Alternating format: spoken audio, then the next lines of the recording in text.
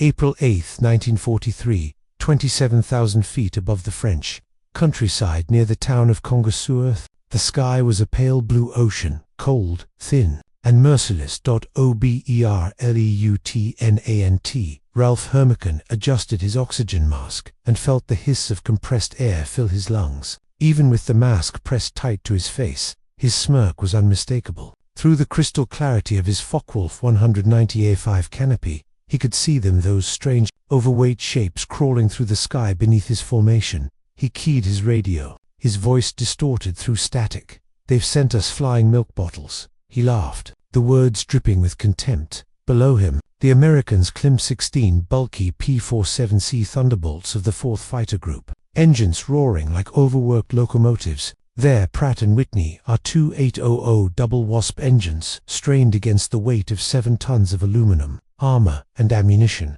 The Luftwaffe pilots watching from above couldn't believe what they saw.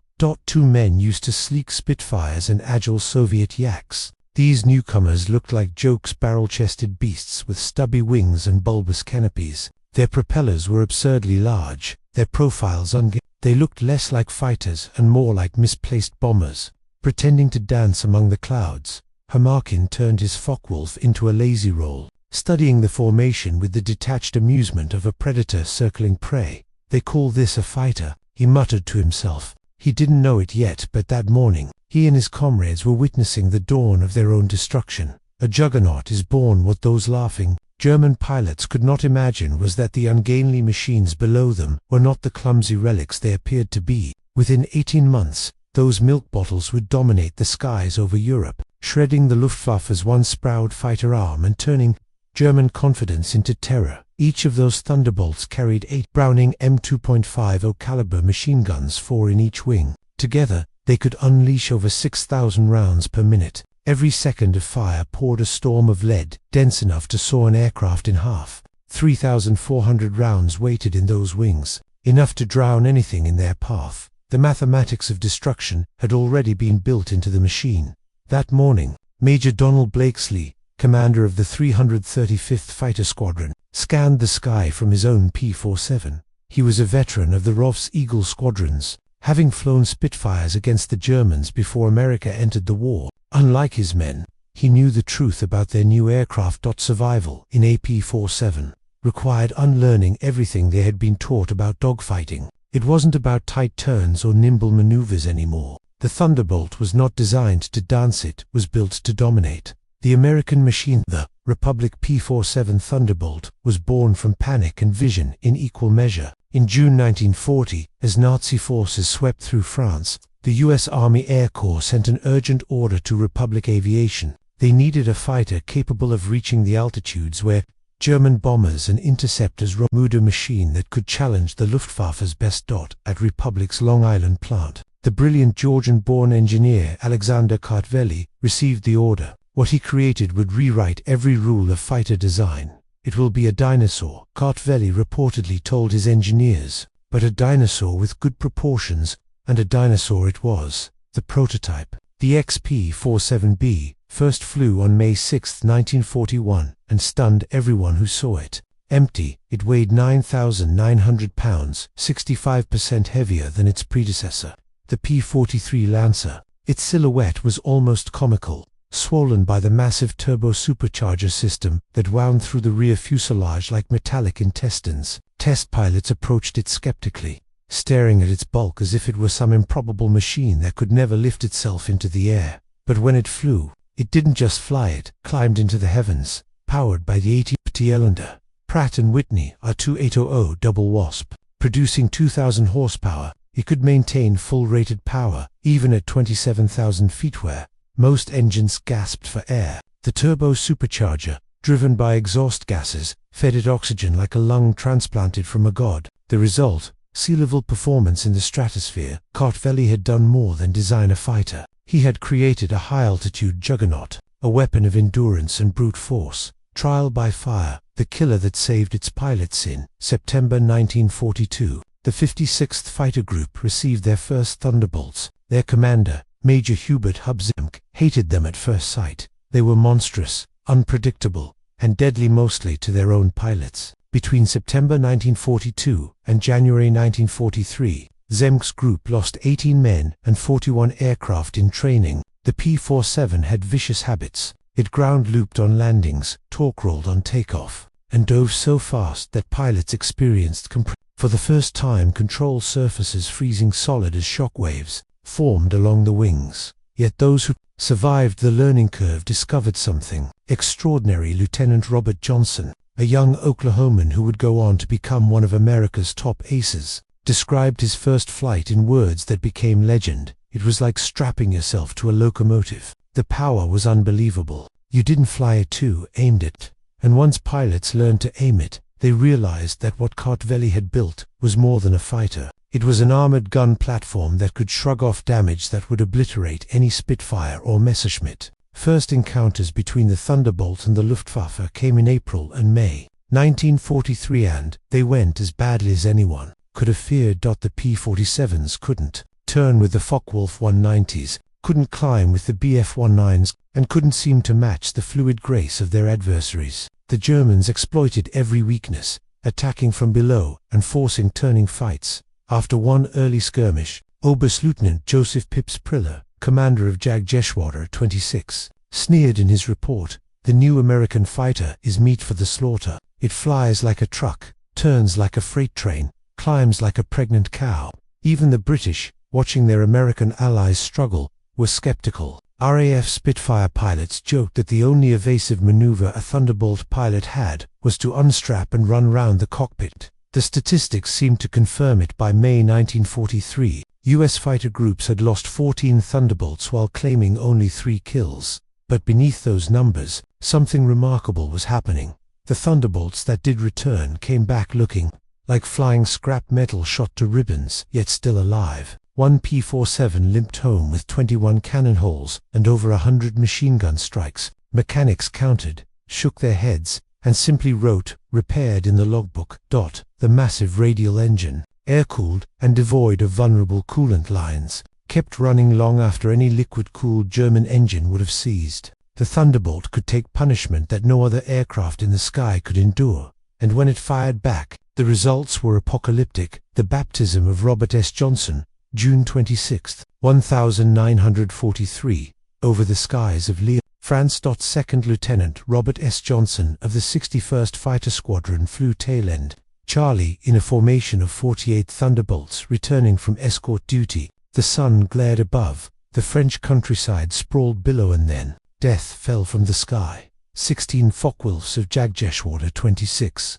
led by Hauptmann Wilhelm Ferdinand, dived from the sun in a perfect ambush. Johnson's aircraft was shredded in seconds. 20mm cannon shells ripped through his fuselage, hydraulic fluid spraying into the cockpit like blood from a wound. Fire licked the instrument panel. Shrapnel tore into his face and leg. He tried to bail out, but the canopy wouldn't move. A cannon shell had exploded in the track, welding it shut. Trapped in a dying machine at 27,000 feet, Johnson was sure he was finished. Yet the Thunderbolt refused to die. He leveled the crippled aircraft, pointed west, and prayed. Moments later, a lone Focke-Wulf 190 appeared behind him, a German pilot from 2 JG-26. He opened fire, emptying his cannons and machine guns into the wounded P-47. Tracers stitched across the wings, sparks bursting from the engine cowling, but still it flew. Out of ammunition, the German pulled alongside, staring through his canopy at the impossible sight, a mangled Thunderbolt still flying straight and level. Johnson saw the pilot's face, young, blonde, eyes wide with disbelief. The man shook his head, raised a gloved hand in salute, and peeled away toward France. Johnson's P-47 landed at Manston with its engine barely alive. The ground crew stopped counting bullet holes after reaching 200. The fuselage was torn to ribbons. The engine mount, the control cables, and even the main longerons were all damaged beyond reason. Yet the aircraft had brought its pilot home. The story spread like wildfire. To the Americans, it was proof they had built something extraordinary. To the Germans, it was a nightmare. For the first time, they faced an enemy machine that would not die. A new kind of war machine. By July 1943, the Americans had stopped trying to fly the P-47 like a Spitfire. Under the leadership of Hubert Zemk, the 56th Fighter Group began to understand the Thunderbolt's true nature. Don't turn with them, Zemp told his men. Don't climb with them at low altitude. Use your weight, use your power, use your guns. The Thunderbolts Mars once mocked became its greatest weapon. In a dive, nothing on Earth could catch it. From 30,000 feet, it could reach speeds of over 550 miles per hour, faster than any German fighter could hope to match. Out of that realization came a new doctrine: boom and zoom. Instead of twisting in dogfights, Thunderbolt pilots climbed high, then dove like thunderbolts from heaven, firing in devastating bursts and pulling away before the enemy could react. It was the birth of a new kind of air combat, industrialized, mathematical, efficient. The P-47 didn't fight romantically, it fought with physics. The changing sky. By the end of the summer of 1943, German pilots began noticing something unsettling. The fat Americans weren't dying anymore. They were learning, and worse, they were winning. The laughter that had filled Luftwaffe radios that spring had gone silent. Those broad-winged machines that had once seemed too heavy for the sky now ruled the thin air, where Messerschmitts gasped for breath. The Thunderbolt had arrived, and with it, the sound that would haunt German skies for the rest of the war: the deep, rolling growl of 8 Brownings, firing in perfect synchronization. It was the sound of the storm that would soon swallow Europe. The awakening. By July 1943, the laughter had faded from the Luftwaffe's radios. The fat American fighters that had seemed little more than flying targets 3 months earlier were now returning fire with terrible precision. Major Hubert Hubb, Zemm's 56th Fighter Group, the very unit that had cursed the Thunderbolt as a death in training, had transformed into a laboratory of survival and innovation. Zemk understood something that most Allied commanders didn't yet grasp. The P-47 wasn't built for finesse. It was built for domination through physics and firepower. You don't outturn them, Zemk told his pilots. You don't outclimb them. You outthink them. Dive, strike, climb, repeat. Make every second count. The men began to call it boom and zoom. It was simple, brutal, and utterly effective. The birth of the Jug. No one knows who first called the P-47 the Jug. Some said it was short for Juggernaut, others that it was a jab at its milk bottle shape. Whatever the origin, the nickname fit perfectly. In the hands of trained pilots, the Jug was unstoppable in its element. Its colossal engine made it the fastest diver in the world, and its thick wings could carry both punishment and power. For the first time in the war, American pilots had an aircraft that could stare down the Luftwaffe elite on nearly equal terms. But it wasn't just machines that were changing, it was men.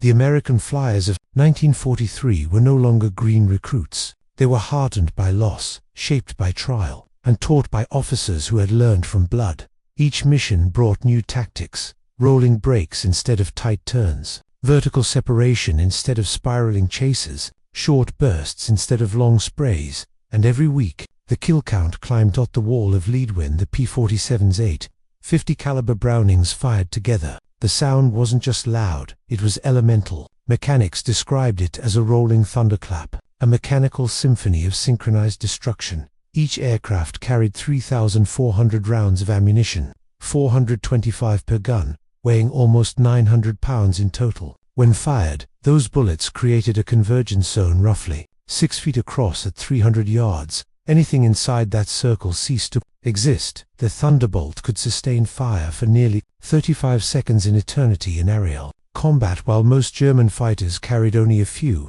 seconds worth of cannon shells. When you hit them with all 8, Lieutenant Colonel Francis Gaby Gabreski said, "They don't just go down, they explode."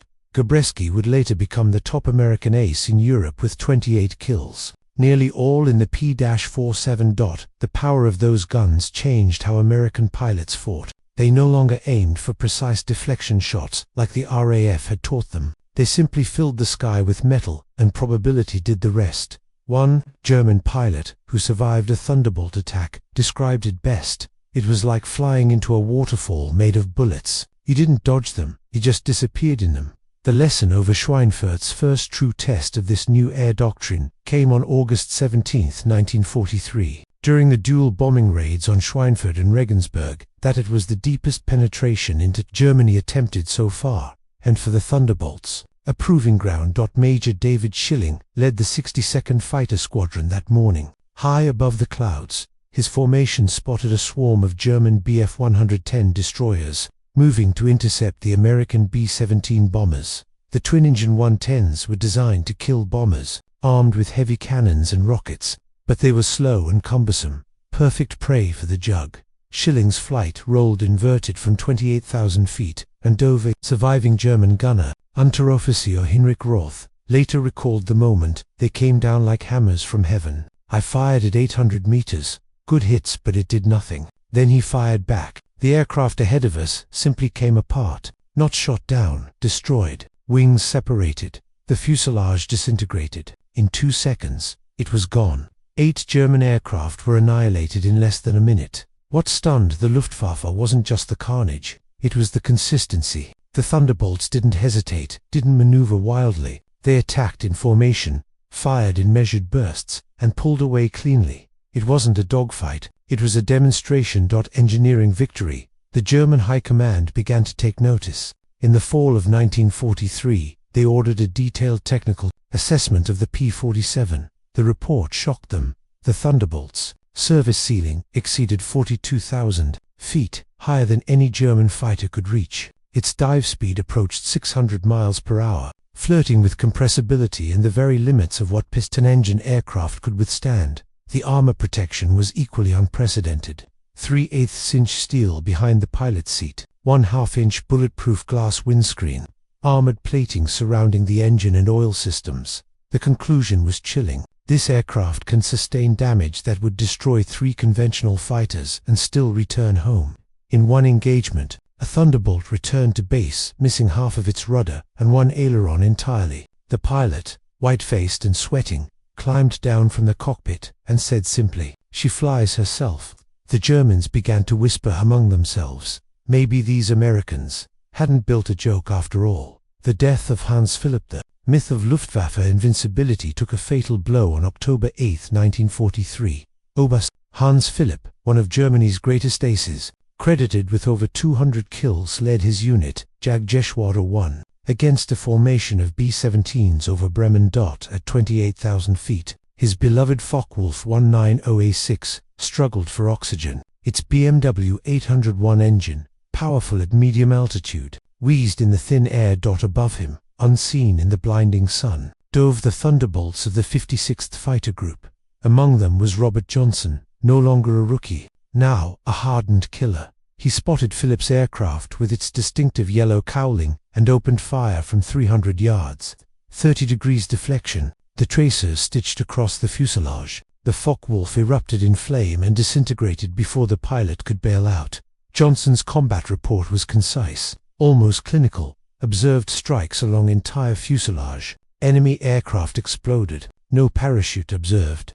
The death of Hans Philipp sent ripples through the Luftwaffe. If he could fall to a Thunderbolt, no one was safe. From mockery to fear by late autumn, the P-47 had become a problem that German strategists could not solve. At high altitude, it was invincible. In dives, it was untouchable. Its guns tore aircraft apart. Its armor made it almost impossible to kill. And perhaps, worst of all, the Americans had more of them every month. Factories in Farmingdale, Long Island, and Evansville, Indiana, were churning out Thunderbolts faster than the Luftwaffe could destroy them. For every P-47 lost in combat, 2 more arrived in England. Meanwhile, the Germans faced shortages of fuel, parts, and trained pilots. They had skill and experience, but they were fighting an enemy that could afford to learn.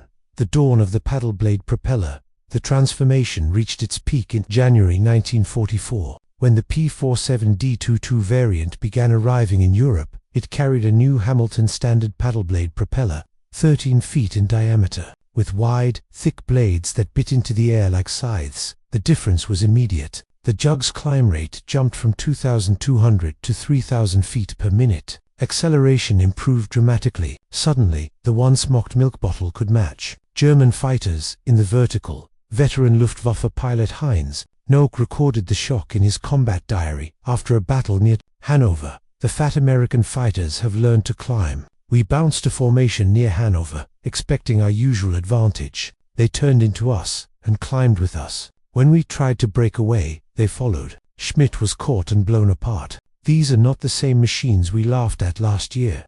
Worse for the Germans, the new propeller gave the P-47 a distinct voice.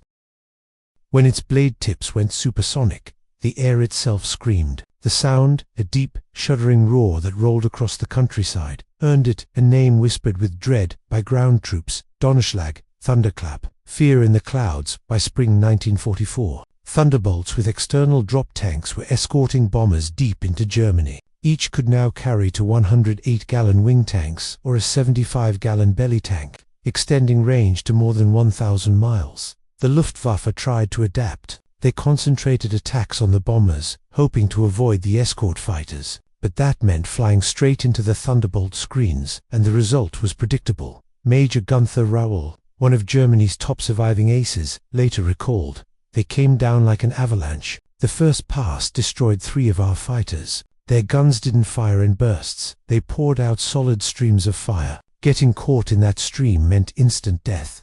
For the Luftwaffe, 1943 had been a year of dominance. By 1944, it had become a nightmare. The battle for the Zemk Blakesley, Schilling, Gabreski, Mahirin, these names now carried weight. They were the architects of a new kind of aerial warfare, one not based on elegance, but on overwhelming force. German pilots, once the masters of the sky, found themselves on the defensive for the first time since 1939. The P-47's durability was so legendary that even Soviet officers, when shown a captured example, reportedly said, "This is not a fighter, this is a tank that flies." And indeed, the numbers told the same story. What each Thunderbolt required nearly 65,000 parts, 8 miles of wiring, and 2,000 pounds of aluminum. Yet American factories assembled them with clockwork. Precision won every hour by late 1943. German industry, by contrast, was crumbling under Allied bombing. Raids, many escorted by the very Thunderbolts their defenders now feared, a weapon of the industrial age. P-47 was more than a machine, it was a statement. It embodied American industrial philosophy: overbuild, overpower, and outlast. Where the Germans prized technical artistry, the Americans prized scale. Where the Germans built finely tuned instruments, the Americans built hammers that could break the sky. This difference in philosophy began to show everywhere. German pilots flew with dwindling supplies of high-octane fuel. American pilots flew with reserve tanks full. German mechanics salvaged parts from wrecks. American mechanics uncrated new aircraft daily. The outcome was no longer in doubt. From iron to thunder. By the end of 1943, the Luftwaffe had lost its greatest weapon, not aircraft, but confidence. The men who had once sneered at the overweight American fighter now spoke of it in hushed tones. They began referring to its pilots as the Thundermen.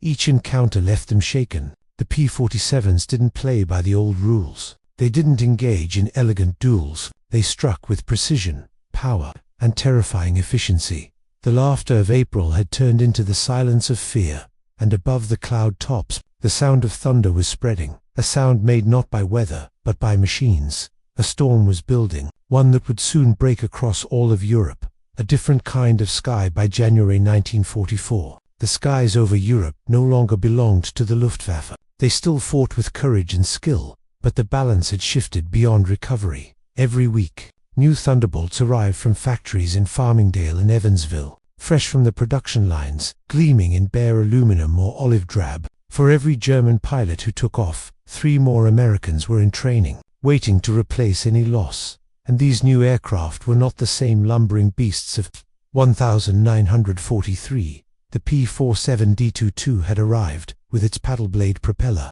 boosted climb rate, and terrifying new voice. The roar of that propeller at high revolutions carried across entire valleys. Ground troops called it the thunderclap. To them, it sounded like God clearing his throat. At high altitudes, the P-47 was nearly untouchable. With external fuel tanks slung under its wings, it could now escort bombers all the way to central Germany and back. The Luftwaffe had fought wars of tactics. The Americans were now fighting a war of geometry and production. The paddle blade. Revolutionary Lieutenant Colonel Francis Gabby Gabreski stood on a damp English airfield that January morning, watching mechanics swap out his Thunderbolts, old propeller for the new Hamilton Standard paddle blade. He ran a hand along the broad metal and smiled. She was going to climb like a homesick angel. He was right. When the first of the modified jugs took off, pilots immediately felt the difference. Throttle response was faster, climb rate sharper, acceleration instantaneous. For the first time, a fully loaded Thunderbolt could meet a Focke-Wulf head-on and not lose altitude doing it. The Germans noticed too. Heinz Noeck of Jagdgeschwader 11, a veteran with over 200 combat sorties, described the shock in his diary after an interception near Hanover. "The fat American fighters have learned to climb. We laughed when we saw them until they came up after us." Schmidt was hit. His machine blew apart. "These are not the same aircraft we fought last year." The Donnerschlag, the thunderclap, now echoed across northern Europe. German soldiers on the ground learned to identify the sound before they ever saw the plane. To them, it meant only one thing: death from above. The deep raids by February.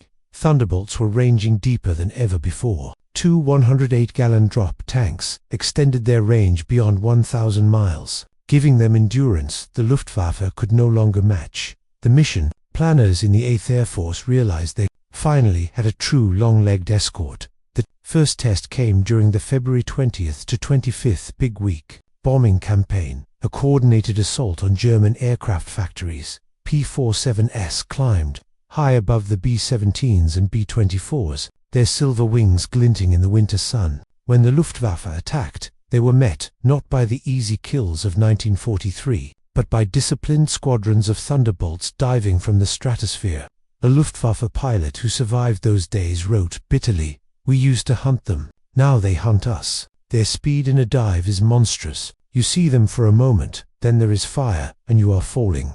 Within weeks, Germany's aircraft output fell by half. Major Gunther Raoul S. Lesson March Lille, 1944, the day of the first Berlin raid. Major Gunther Raoul, one of Germany's top aces with 275 victories, led his unit toward the bomber stream. From 30,000 feet, he could see the silver river of B-17s stretching to the horizon, and above them, the glints of escorting P-47s. Someone in his formation joked over the radio, "Here come the flying pigs." 30 seconds later, no one was laughing. The Thunderbolts dove out of the sun, 8 guns blazing, the sky filled with incandescent tracer lines. In moments, 3 German fighters were gone, vaporized mid-air. Raoul himself was hit. Shrapnel tore through his hands and cockpit canopy. As he pulled away, bleeding and barely conscious, he understood the truth. Getting caught in that stream, he later said, meant instant death. The Luftwaffe had run out of time. From fighter to bomber by spring, new responsibilities awaited the P-47. The arrival of the P-51 Mustang, with its greater range, gradually took over deep escort duties. The Thunderbolt was free to evolve again, this time into something new. The ultimate fighter-bomber. The transition began in April 1944. Each Jug could carry 2 1,000-pound bombs beneath the wings and a 500-pounder under the FUSELAGEA, load equal to early war medium bombers. Later variants added 10 5-inch high-velocity aircraft, rockets HVA, each packing the punch of a 105mm artillery shell. The P-47 became the airborne equivalent of a heavy gun battery. A 2-second burst from its Brownings hurled 160 half-inch bullets into an area the size of a truck. Nothing human or mechanical could survive that long in its crosshairs. German troops began calling the aircraft Jabos, short for Jagbomber or fighter bomber. But even that term didn't do justice to what the Thunderbolt had become. They weren't fighters that dropped bombs. They were flying artillery batteries, precise and merciless. The road to Normandy by May, Allied air power had achieved what the ground forces could not: near total paralysis of German mobility. Rail yards, bridges, and convoys vanished daily under strafing runs. Arborist Hans von Luck, commanding the 125th Panzergrenadier Regiment, described the effect. They came in low, so low you could see their faces. The sound was terrifying. Engines howling, rockets screaming, then the hammer of their machine guns. A column of trucks simply ceased to exist. In seconds, everything was burning. For the German army, daylight movement became suicide, and when June 6, 1944, D-Day finally arrived, over 500 P-47s filled the skies above Normandy, from dawn to dusk. They prowled the beaches and fields, shredding any German attempt to counterattack. Oberleutnant Wolfgang Fischer of Jagdgeschwader II was one of only 3 Luftwaffe pilots to reach the invasion zone that day. He barely made it back alive. The sky belonged to the Americans, he later admitted. Thunderbolts were stacked from sea level to 30,000 feet. We tried to break through at dawn. 12 fighters. I was the only one to return. For the first time in the war, Germany had no airspace of its own. The Thunderbolt wore in the weeks following D-Day. The 9th Air Force unleashed the full fury of the Thunderbolt. In June 1944 alone, its squadrons destroyed 651 locomotives, 3 847 trucks, 512 tanks and armored vehicles, 4,553 horse-drawn. Figures were so vast that German intelligence refused to believe them, until reports from the front confirmed the devastation. The Wehrmacht was forced to move only at night. By day, the skies were death zones. Even the dreaded 88mm flak guns, which had slaughtered Allied bombers for years, struggled to track the low-flying, fast-moving Jugs. 2 soldiers on the ground. The Thunderbolt was a predator, a hunter whose arrival you could feel before you saw it. Steel, fire, and psychology. Beyond the physical destruction came something even more crippling: fear. The deep rumble of those radial engines caused panic in entire units. Soldiers abandoned vehicles at the mere rumor of Thunderbolts approaching. Psychiatrists later documented the phenomenon as Jabo fever. Jabo fever. Veterans who had faced Spitfires and Hurricanes without flinching broke into sweats and nausea at the sound of approaching Jugs. The weapon's power wasn't just mechanical, it was psychological. The industrial avalanche. While the Thunderbolts dominated the front, American factories fed them with a torrent of machines, fuel, and ammunition. Republic Aviation was now producing one P-47 every 55 minutes. The Evansville plant in Indiana alone built 500 aircraft per month. Each plane required 65,000 individual parts, 8 miles of wiring, 2,000 pounds of aluminum, and 300 pounds of rubber. The Lake City Arsenal in Missouri produced 30 million rounds of .50 caliber ammunition every month to feed their guns. The scale was incomprehensible, and it mattered. When a squadron lost 10 aircraft in combat, replacements were waiting within days. Fuel and parts flowed endlessly from across the Atlantic. For the Luftwaffe, every loss was permanent.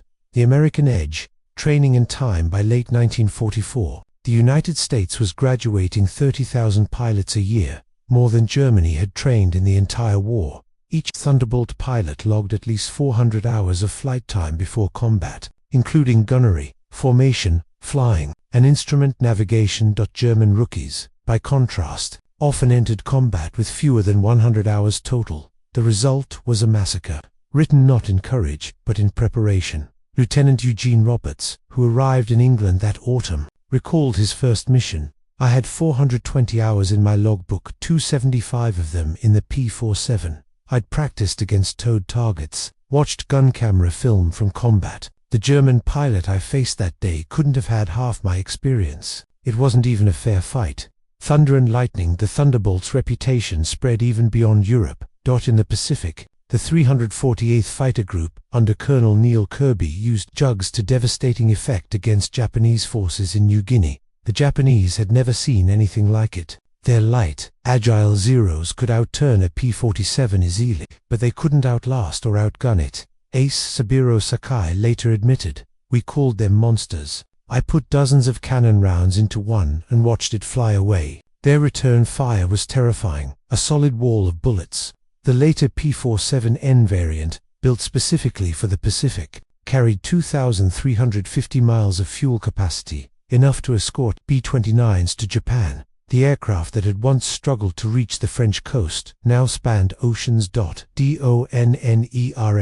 CHLAG. The sound of inevitability back in Europe. The low rumble of Thunderbolts became as common as the church bells of shattered villages. To Allied soldiers, it was the comforting sound of protection. To the enemy, it was the herald of annihilation. When units reported thunderclaps approaching, men scrambled for cover. Trucks drove off roads into ditches, and anti-aircraft crews braced for the inevitable. One German soldier captured near Sekle confessed during interrogation, "We don't fear the bombs, we fear the sound. You hear it first, that deep growl, and your stomach turns to water."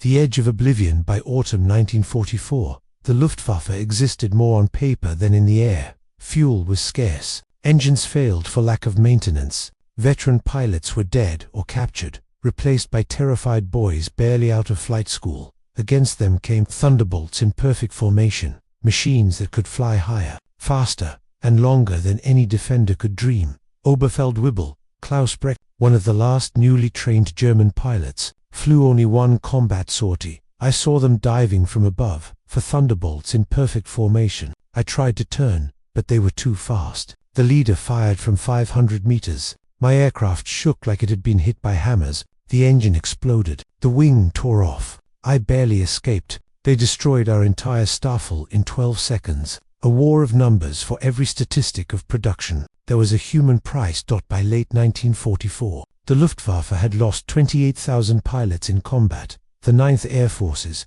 Thunderbolt units alone flew 213,000 combat sorties, dropped 120,000 tons of bombs, fired 135 million rounds, and launched 60,000 rockets. Their aerial kill ratio was 4.6 to 1, the highest of any Allied fighter bomber, and their loss rate, the lowest. The Luftwaffe's own evaluations told the story of a complete reversal. Min assessment of the P-47 April 1943, large, unmaneuverable, minimal threat. December 1943, exceptional high-altitude performance, increasing firepower. June 1944, dominant fighter bomber, firepower devastating, extremely hard to destroy. March 1945, best fighter bomber of the war, direct engagement by the end of air superiority. By Christmas 1944, even the German generals knew the truth. The Thunderbolt, once ridiculed as a clumsy brute, now ruled the sky with absolute authority. Every inch of occupied Europe was within range of its guns or bombs, and as the Allies prepared to cross the Rhine, the roar of thousands of double Wasp engines echoed across the continent like a prophecy. When the Luftwaffe launched Operation Bodenplatte on January 1, 1945, its final desperate strike against Allied airfields, Thunderbolts were among the first to return to the air after the surprise attack. A German pilot captured afterward taunted an American officer, pointing to the burning wrecks on the field. "What do you think of that?" Major George Brooking of the 365th Fighter Group simply pointed to the horizon, where replacement aircraft were already arriving. "By tomorrow," he said, "we'll have 40 new ones. How long will it take you to replace your pilots?" The Germans smiled no more. The sky belongs to thunder. By the end of 1944, the P-47 had become more than an airplane. It was a symbol of inevitability, of a war that would be won not by elegance but by endurance, by the sheer, relentless weight of industry and will.